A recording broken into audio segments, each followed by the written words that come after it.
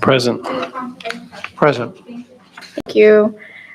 Today's legislative committee, our first item is the legislative committee will discuss and vote to approve minutes of our meeting on March 2nd, 2026. I'll make a motion to approve those minutes. We have a motion. I will second. All in favor, say aye. Aye. Our second item is we will discuss and vote upon campaign finance and election-related legislation submitted by other persons and entities to the General Assembly. The committee will, at a future date, present a report of recommendation on this legislation to the full board. Director? Good afternoon, Madam Chair, members of the committee. My first bill, which I will cover, so if there is a bill that has already been, this is a companion bill, and the companion to this bill has already been approved by the committee and or the board, then I'll note as such. But the first bill we have here is Senate Bill 2490, which is has a companion bill of House Bill 7233, which was already, the committee had already voted to support, and the full board did vote to support that as well. So this would simply be support for the companion. I'll move to support the companion bill. Second. All in favor, say aye. Aye. Aye. And likewise with the second bill, Senate Bill 2720 has a House companion of 7450, which is related to the various sections of the campaign finance laws being changed and prohibitions on self-dealing, etc. That House bill was also supported by the committee previously and the full board at a previous meeting this year. Motion to support Senate 2720. Second. All in favor, say aye. Aye. Aye. The next bill on here is Senate Bill 2590, introduced by Senator Zurier. This act would spell out rules and regulations for the presidential preference primary election, and would also establish rules for ranked choice voting, tabulation, and results reporting by the Secretary of State. The companion bill for this, which you can vote on at the same time, is House Bill 7788, which is identical. And that one is actually introduced by Representative Stewart.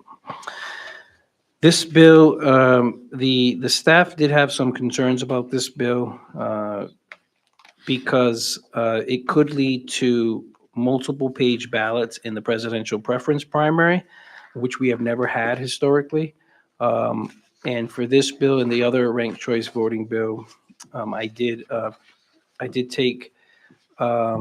took some copies of a ballot which we created, which would show the ranked choice. So this is the 2022 gubernatorial general election ballot. In this example, this is a two-card ballot, two-card, two-sided. And this is for Pawtucket, city of Pawtucket. So that is the ballot that we actually used. And this is a recreation of that ballot using ranked choice voting. So as you can see, the ballot effectively becomes a three-card. So it goes from a two-card, two-sided to a three-card, two-sided. And that generally ballots in Pawtucket and Providence and Central Falls to some extent, and Woonsocket to some extent, are generally longer than most of the rest of the state because they are bilingual. So adding a ranked choice component to those bilingual ballots does increase the length. And even adding ranked choice voting to regular, just non-bilingual ballots, just English, also increases the length. And this, the reason for that is just because if you look at how it's ranked, it's so for example, Representative Congress, the voter would have to make three choices. The choices go across. Same thing for governor. They have to rank their first choice, then pick their second choice, and then their third choice. So you're going across the ballot rather than how we traditionally have gone, which is vertical in a portrait sense. Mhm. So that is why the length increases for the ballot. Now that is certainly doable, but it just creates a few issues. So first, a longer ballot means longer processing times for the machines to process the ballot, because you physically have to feed in one or two extra cards into that machine.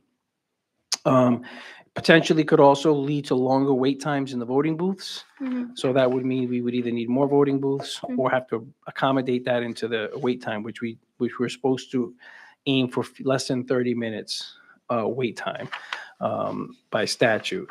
So the concern is that if we do need more processing time, then we need more machines, because if folks are going to take longer Mhm. to process their ballot, we will need more machines to make sure there is no line for that particular location.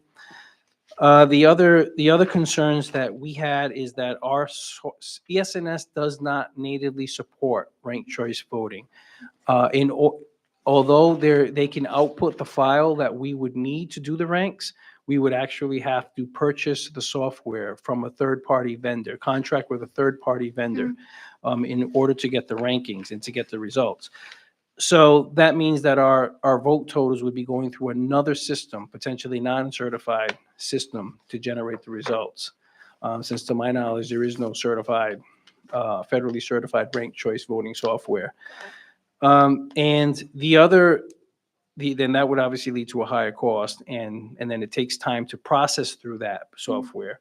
So you would need to have more time to generate the results. And that also equals an election night, because remember, traditionally on election night, candidate A, B, C got this Mhm. many votes. Mhm. But with ranked choice, what you see on election night might not actually be the actual result the next day or two once Mhm. the ranks are done. Mhm. So someone could appear to be the winner on election night on our website, but the Mhm. next day, when we run through this software, or 2 days later, the ranks could completely flip.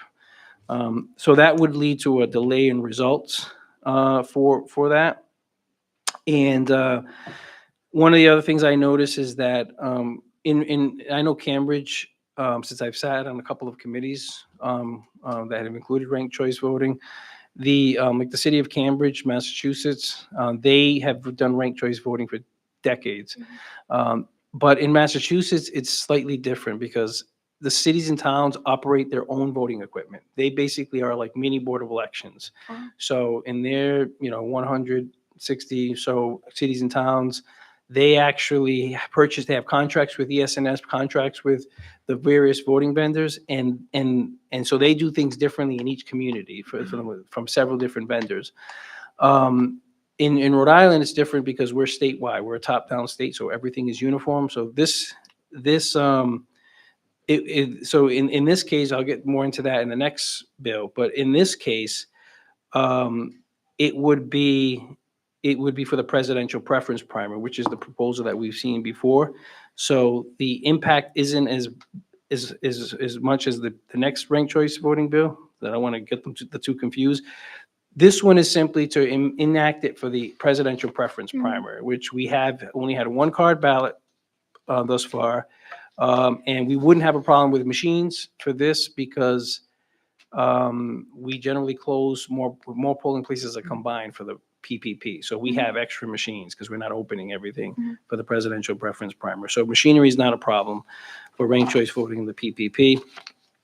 I did also notice that in the statute, it does reference that the Secretary of State shall establish rules and regulations for providing results and for tallying of votes.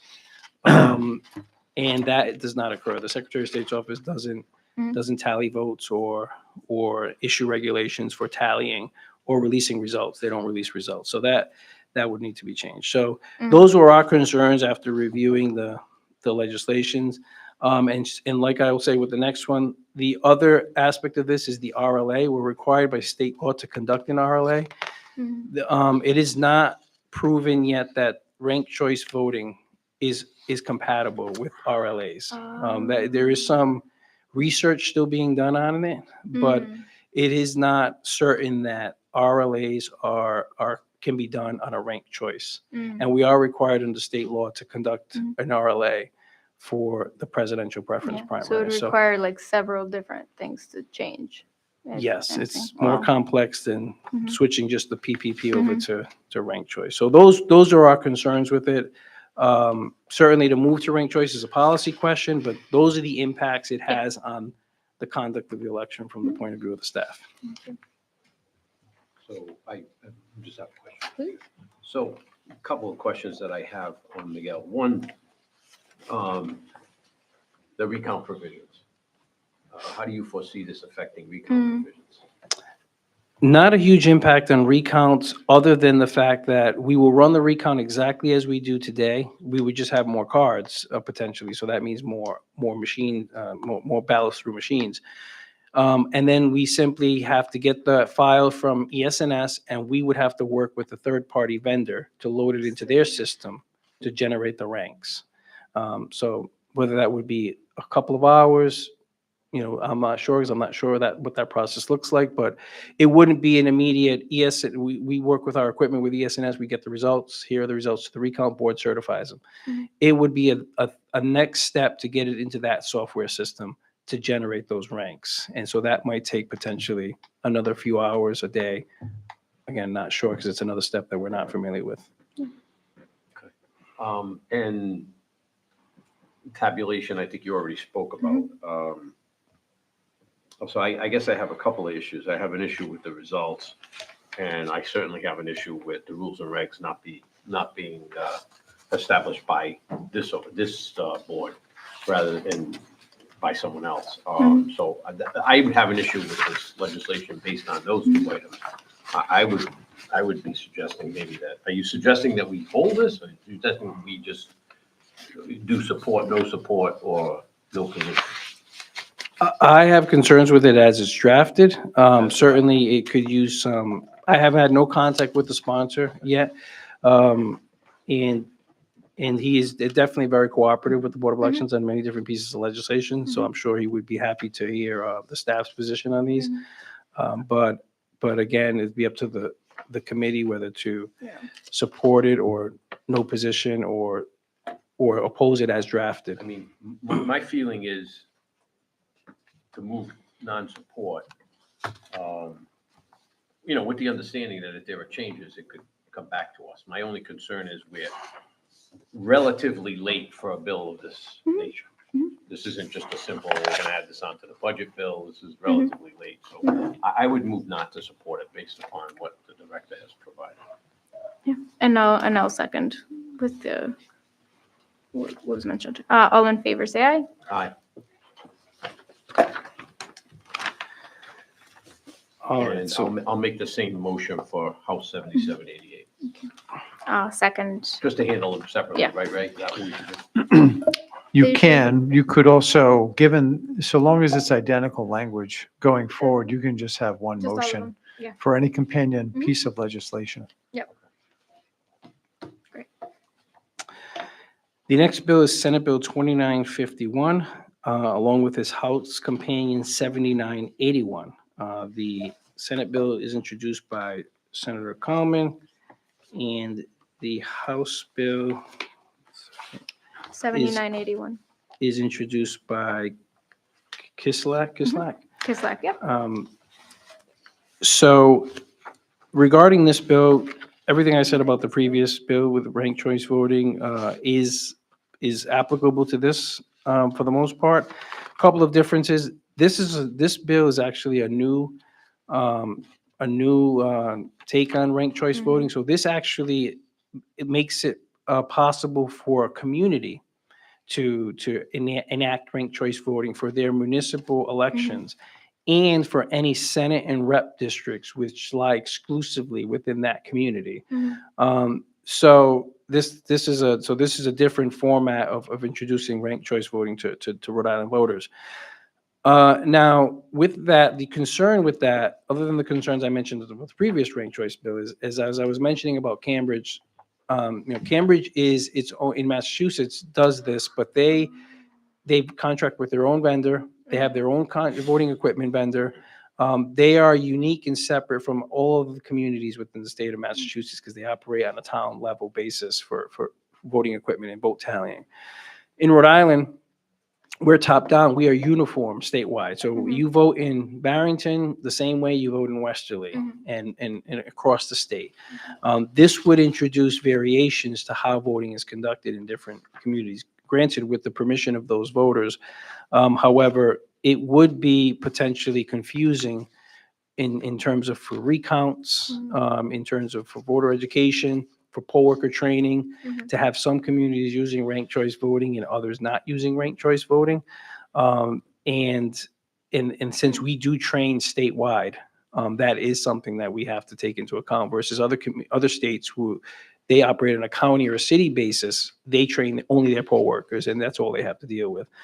And for us, it would also, with the RLA question, since we don't know if a rank or RLA can be applied to ranked choice voting, it would omit certain communities from being able to be audited, potentially. So for example, if the town of Barrington decided to switch to ranked choice voting, then that means that all the contests in Barrington potentially could be off limits for auditing because we wouldn't be able to apply the audit to that community. Or if there was a state rep or state senate contest, which, as you know, just last year, we were given the authority by the General Assembly to audit assembly contests. That means that if there is a House seat that is exclusively in Providence, we would potentially be restricted from auditing the results, because we can't apply ranked choice, an RLA to ranked choice voting yet. There's not enough information on how to do that yet.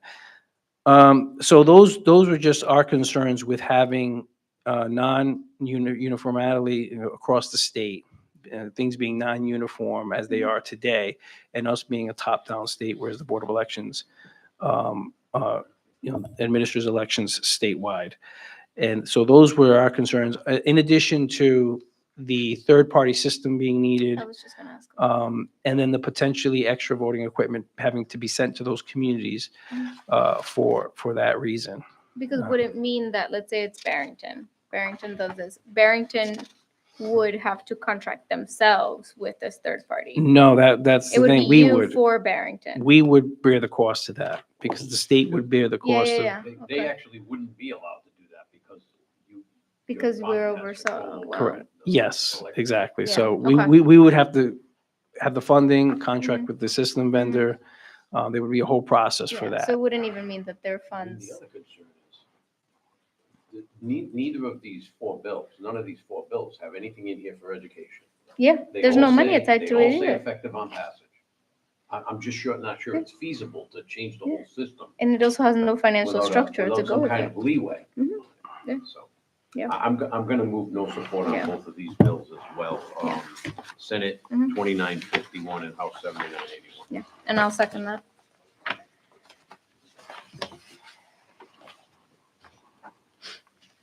Aye. Aye. Oh, sorry. My God, all in favor, say aye. Sorry. This is what happens when it's only two of us. Thank you, sir. The final Senate bill is a bill that does not have a companion bill. It's Senate Bill 3044, introduced by Senator Urso. This act would increase the role of the DMV in the voter registration and address verification process by establishing very specific obligations and responsibilities that must be followed before offering an individual an application to register to vote. We reviewed this legislation. We didn't have any specific concerns about it. It does codify what's currently done at the DMV. I mean, the way the staff use it is more of a protection against voters from being non-citizens from inadvertently being registered by the DMV. And it also introduces an opt-out letter that will be sent to them that will rescind the registration. If the person receives a letter and realizes they just got registered to vote at the DMV, they can actually sign and return it, and they will not be registered. That is not currently done today. It does, however, and this is a policy change, but it does remove the opt-out at the DMV specifically. So right now, you can opt out at the DMV. Yeah. In this statute, you can actually only opt out by returning that letter 14 days later. Everyone is That's crazy. registered.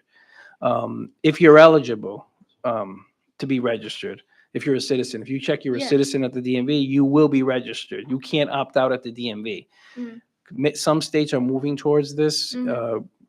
like, it's sort of like a delayed opt-out. So if you check you're a citizen at the DMV, Yeah. now you would get the question, do you want to opt out of registering to vote? And you have Mhm. to click yes, you want to opt out, and then you won't be registered, your address won't be updated on your Mhm. registration form. And now this proposal would mirror what some other states are doing, where you can't do that at the DMV. You check you're a citizen and that's it. You become registered. Mhm. You will get a letter saying that you can opt out within 14 days. So it removes the opt-out feature at the kiosk. So that's the primary change in this, but everything else that is explained in this proposal, as far as receiving documentation from people to make sure they're citizens, Mhm. before they're registered, that is already followed by the DMV, even though it's not So in the law. it's just putting it in Correct. state law. So Miguel, if you go to DMV, you register your car, you have a summer house in Little Compton, you have your main house in Providence, you register the car in Mm. Little Compton, you can't tell the DMV that you're opting out. To change that, if I'm reading that correctly, they would only be through the 14-day letter process that you would have to actively seek to do so. Correct. And we have that happen even today, where folks don't pay attention to the opt-out. They just click through, and they don't opt out, and then they realize they just moved they're registering their car, let's say in Narragansett, they have a second house there. Right. Something along those lines. And then they'll realize that they just changed their voter registration when they get a letter, and they To didn't Narragansett. want to do that. So that does happen from time to time at the DMV. Hmm. This would make it a 14-day delay to opt out. I guess I'm not sure if we're making it easier. Yeah, I don't know either. I'm very confused. Me too. Because I'm thinking about just that, right? wondering, So exactly. right? So let's say I am a legal permanent resident and my English language is limited. Yep. I by mistake put yes, register me, Which we've had. which we've had and it number of happens, right? times. And mistakes happen. If I'm getting a letter 14 days later, I should only get a letter if somebody at the DMV because they have all my information, they have access to everything. They should only get, like, I should be able to get a letter that says, we are opting you out because Well, you made a mistake. But under that scenario, if they were a legal permanent resident, they wouldn't even get the option Okay, so they're not fixing- even on that process to So they're register. fixing it all to make sure that it doesn't happen because it's happened. The law says that they have to present proof of citizenship to the citizenship. DMV to go through this process in the first place. Okay. This so is only that's what for it is. So folks what's their who- proof of citizenship? Okay, got it. Okay. So proof of citizenship, then, okay, so that does make it harder because not everybody has proof of citizenship. Like, we're talking about this with voting too, right? So it's our passport, it's your birth certificate.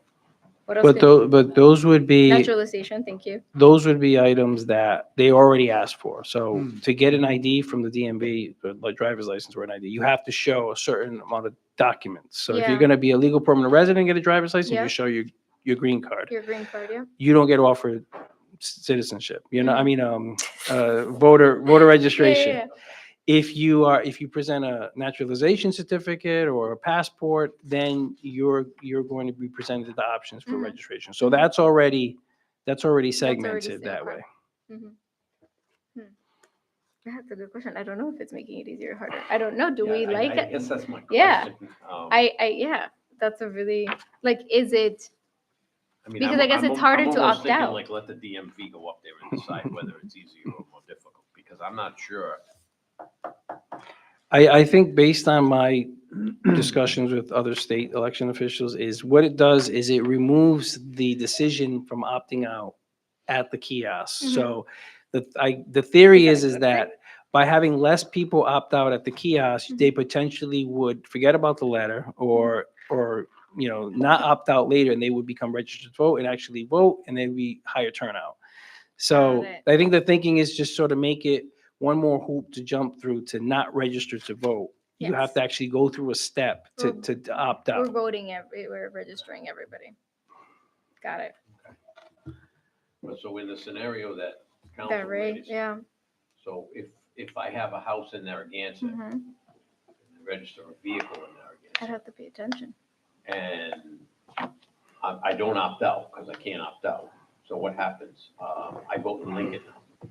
They change it for you. So if you were Lincoln, Mhm. the DMV notices that, so the Secretary of State will give you a letter for anybody who has a different address listed for the car in Narragansett. And where's You- that letter going? Is it going to my Narragansett address or my Lincoln address? Great question. Um, I don't know if that's Because it may be answered in going to the, somebody's Narragansett address in the middle of the winter when they're not. Mm, It would go to the address that's the DMV has for you. Mhm. DMV operates on a one address system. mhm. under the CVRS. So The- whatever's in the CVRS, it would go to. Yes. Oh, man, I don't know. This is I would, can we put not, I would like rather not support. I'll move non-support. I'll move non-support. Yeah, I don't know why I'm confused either. And that's on, just on the one bill, because there's no companion. No, well, maybe it's miswritten. It does, you put here that it does have a companion on, at least on the spreadsheet. It's 7980. Yeah. The one that doesn't have a companion is the next one. So it's 3044 and 7980. So it's Messier and I'll move no Russo. support on it. I will second and I'll support. All in favor? Aye. Aye. And I think once this goes before the full board, Mhm. if I can have some from the board meeting, so I can put in any letter that I have to write to the House committee, the Senate committee. Please. There's no support, but these are the reasons. you Yes, know, that would be really great. Because then Yeah. they could address those That way it would- potentially. yeah. Yeah. Yeah. I would rather hear from the DMV as, as the Okay. commissioner said. Yeah. The next bill is 3043, Senate Bill 3043. The only concerns that I had with this bill and the staff was that it seems to only change the deadline. First of all, the intent of this bill is to move the declaration period to April, Yeah. which that in itself is not a huge issue, but it does, curiously enough, every 4 years puts it in the same month as the presidential preference primary, 3 weeks before the presidential preference primary. So doesn't impact anything generally, but it will be a busy election time for the state with the presidential preference primary being right around couple Yeah. weeks away. But I did notice that it doesn't seem to update the deadline for state and local offices consistently. 17, 14, 11 has not been updated. But it does update 17, 14, 12. So it appears that there's a technical error in the bill. Mhm. Um, Oh, But yeah, again, they that, skipped other something. than that, there's no concern from the staff. Is this about- something that you'd support if it didn't have a mistake? I'm asking a I simple would think question. that, You're looking at it like it's policy. yes, we don't have a policy position on it. I mean, Okay. but the general, there've been all types of attempts to move the filing deadline, declaration period because of the MOVE Act, which, Yeah. as you know, there are a couple of other bills the Secretary of State has in to remember, move yeah. that. So this moves it actually from June, which that proposal Mhm. is, this moves it all the way to April. Mhm. But the objections, all that still the happens same. in the summer. It's just the filing deadline happens way before Mhm. for declaration of candidacy. In terms of how that impacts us, it doesn't impact campaign finance, doesn't impact elections. But that's certainly a policy decision. That's up to the General Assembly. Can I ask what the Secretary of State is? Sorry, it was a 3043. No, I got it. I guess This is a weird one. thank you for Hi. members of the committee. We're happy to work with the sponsors to make sure that, that the dates do not interfere with any other filing dates. In Title 17, like Miguel mentioned, it does affect one date, and I know that there are some nomination paper periods where they may fall before, one deadline falls before another. Mhm. So Okay. Thank you. Okay. Yeah. I'll move no Thank position on this, and obviously, if the secretary can clean up those dates, that's great. Yeah, I'll second. All in favor, say aye. Aye. So the next bill is House Bill 7572, which is a companion to Senate Bill 2131, introduced by Representative Ackerman. This act would add early voting, 50-foot prohibitions against politicking during election day voting. So essentially, the committee and the full board did vote to support the companion bill, 2131 already. So I'll move support for 75, 72 based upon our prior act. I'll second that. All in favor, say aye.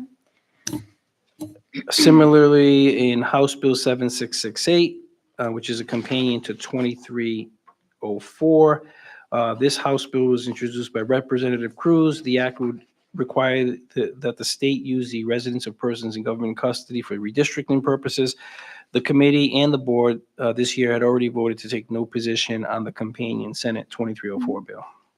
I'll move no position on House 7668, given our prior act. Yep, I'll second that. All in favor, say aye. Aye. Aye. House Bill 7978 is the companion to Senate Bill 2593.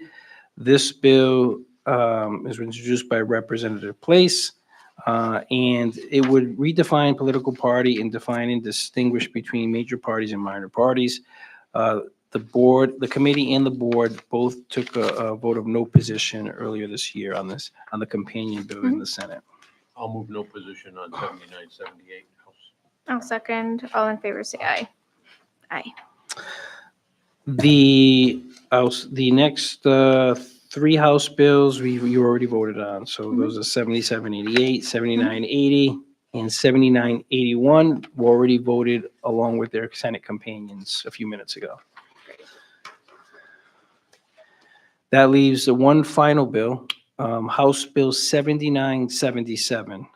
This is introduced by Representative Newberry. There is no companion bill. This act would impose strict identity disclosure requirements for those who incur expenditures for the production of ballot advocacy communications and political advertisements.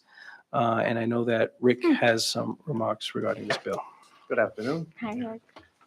Just to give you some history, the affected statute 17-25.2 is for ballot advocacy and reporting. That statute governs local ballot questions. At the present time, there is no disclaimer requirement on local ballot questions.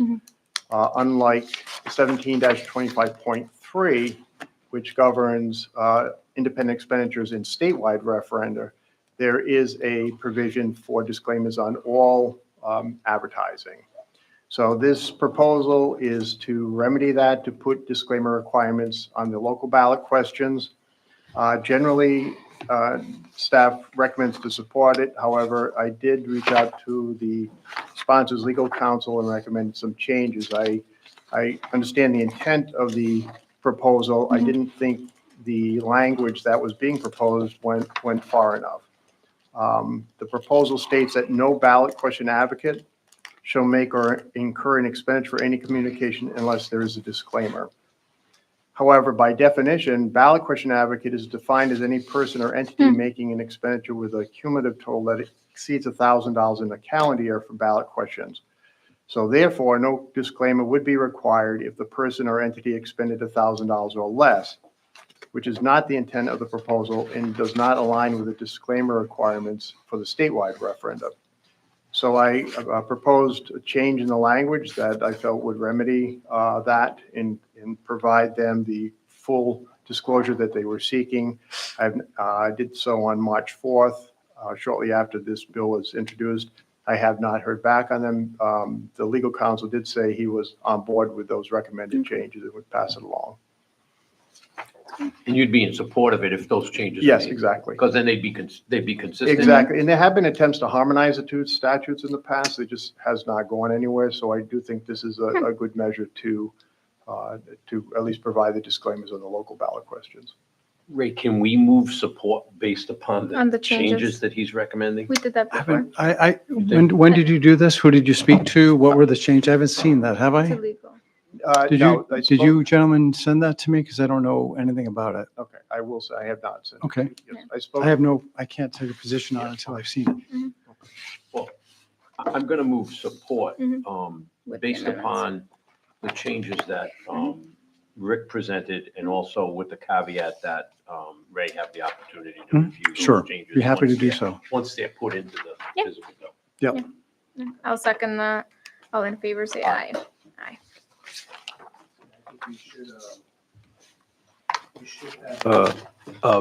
Something ready for the full board meeting, correct? Because that's not for a few more weeks. Yeah. And then if you have the version that, Mhm. then the full board can see that with all the changes after Ray has had the opportunity to look at it. And to get it to Ray, like. Yes. a little- Always happy let to the review legal it. counsel Yeah. know Yep. that, you know, Ray needs to see it before the full board's going to. Correct. I think Rick has just had was a delay in getting some responses back Yeah, on some of I get these. it.